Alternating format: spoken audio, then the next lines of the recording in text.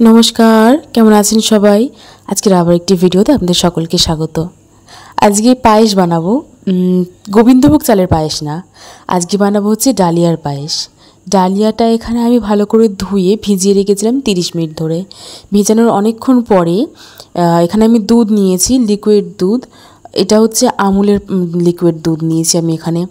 দুধটা দিয়ে এর মধ্যে একটু সামান্য আপনারা 1 কাপ জল দিতে পারেন, দিয়ে দুধটা ভালো করে ফুটিয়ে নেবেন। আমি মধ্যে একটা এলাচ দিয়েছি, কারণ দুধের গন্ধটা আমার অতটা ভালো লাগে না, ওই জন্য আমি একটা গোটা এলাচ দিয়েছি ফাটিয়ে ভালো করে।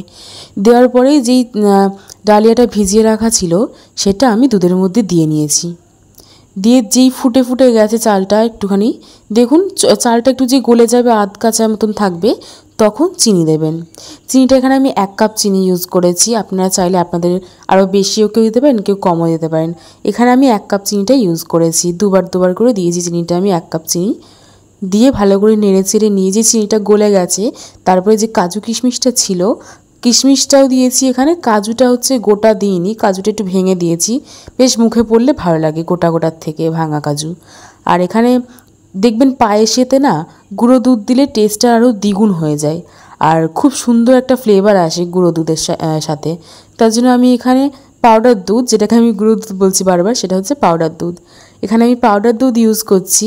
10 টাকার একটা প্যাকেট নিয়েছিলাম, সেই 10 টাকার পাউডার দুধের প্যাকেটটা সমস্ত পুরোটাই আমি দিয়ে দিয়েছি এর মধ্যে, ঠান্ডা জল বা গরম জল যে কোনোটা জলে গুলে। আর আমি এখানে নুন ব্যবহার করছি। যারা পুজোর জন্য করবেন তারা কিন্তু নুন দেবেন না। আর যেই দেখুন একটুখানি হয়েই গেছে পায়েসটা, যে দেখবেন গলে গেছে একটু চালটা, এই যে দেখুন গলে গেছে কত সুন্দর আমার চালটা। আমি ভালো করে নেড়েছে আর একবার ফুটিয়ে আমি নামিয়ে নিয়েছি পায়েসটা। ব্যাস তৈরি হয়ে গেল নতুনত্ব একটা রেসিপি, ডালিয়ার পায়েস। চালের পায়েস খেতে খেতে যদি বোরিং হয়ে যান, তবে কিন্তু এটা আপনারা বানাতেই পারেন বাড়িতে।